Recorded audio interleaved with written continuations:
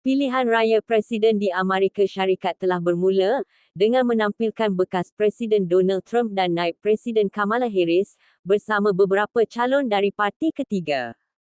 Pusat pengundian dibuka di kesemua 50 negeri pada awal pagi hari Selasa, membolehkan rakyat mengundi secara langsung atau melalui pilihan pengundian awal yang disediakan di banyak kawasan.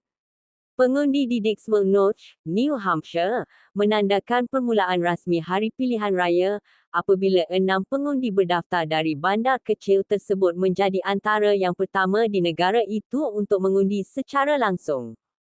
Mengikut tradisi, semua pengundi yang layak berkumpul di Hotel Balsams yang kini tidak beroperasi di Dixwell Notch untuk mengundi secara rahsia sebaik sahaja pusat pengundian dibuka pada tengah malam.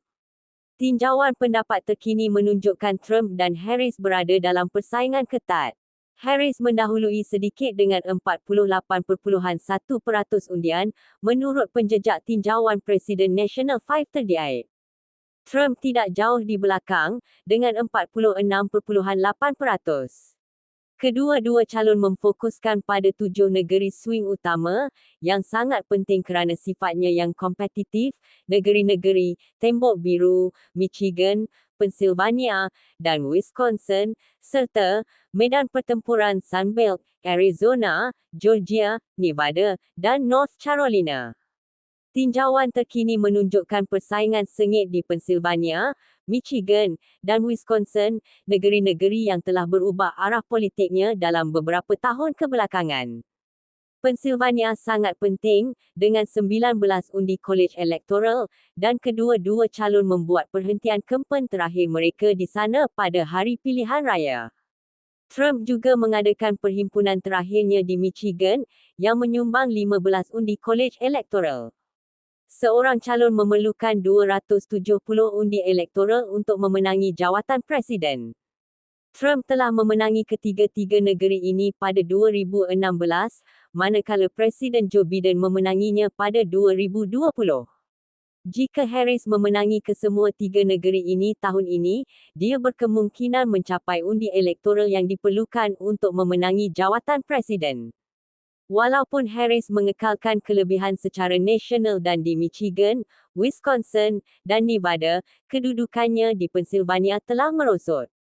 Sebaliknya, Trump kini mendahului di Arizona, Georgia, dan North Carolina, negeri-negeri yang secara tradisinya cenderung kepada Republikan tetapi kini mengalami perubahan demografi.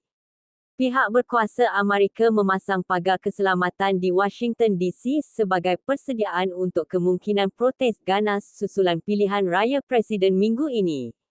Calon-calon secara aktif berkempen menjelang hari pilihan raya, dengan perhimpunan, debat, dan iklan yang bertujuan untuk mempengaruhi pengundi yang masih belum membuat keputusan. Sementara itu, dalam minggu-minggu menjelang pilihan raya, Trump dan penyokongnya telah mula mempertikaikan hasil pilihan raya sekiranya beliau kalah, walaupun tanpa bukti kukuh tentang penipuan meluas. Pusat pengundian akan ditutup di pelbagai negeri sepanjang petang, dan keputusan dijangka mula diumumkan tidak lama selepas itu. Ketika pilihan raya berlangsung, keputusan akan dipantau dengan teliti. Negeri-negeri akan mula mengeluarkan keputusan tidak rasmi sejurus selepas pusat pengundian ditutup, tetapi pengisytiharan rasmi kemenangan mungkin memerlukan beberapa minggu disebabkan undang-undang pengiraan undi yang berbeza dan keperluan untuk proses pengesahan yang teliti.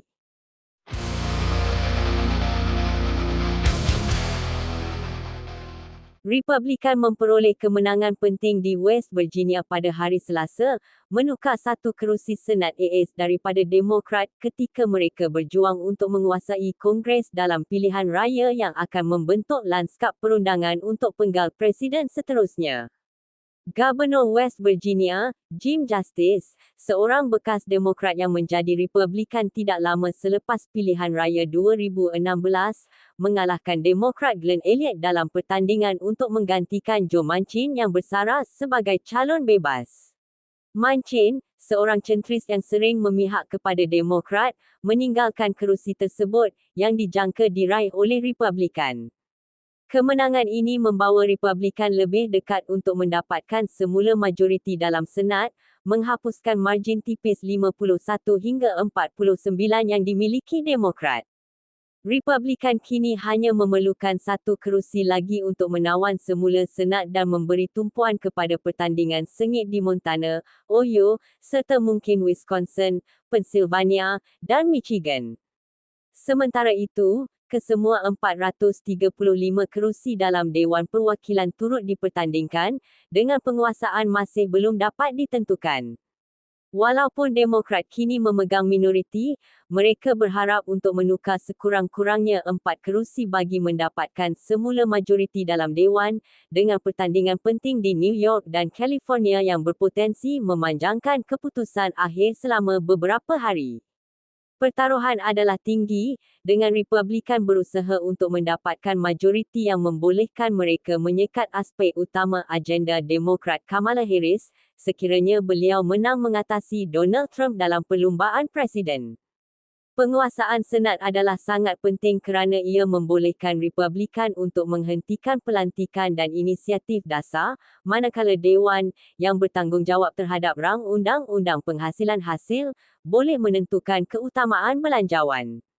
Menurut Open Secrets, sebanyak $10 bilion dianggarkan telah dibelanjakan untuk perlumbaan Kongres dalam kitaran ini, dengan jumlah perbelanjaan hampir menyamai rekod pada tahun 2020. Trump mendahului dalam perlumbaan presiden.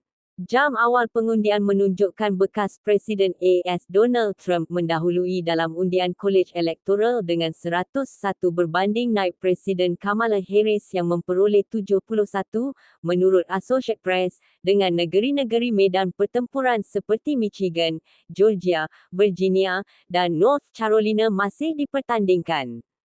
Apabila undian mula masuk, calon Republikan Donald Trump berjaya meraih kemenangan di beberapa negeri, termasuk Indiana, Kentucky, West Virginia, Tennessee, South Carolina, Alabama, Oklahoma, Florida, Arkansas, dan Mississippi, sambil mendahului dengan ketara di Texas, Georgia, Virginia, Missouri, Ohio, dan North Dakota.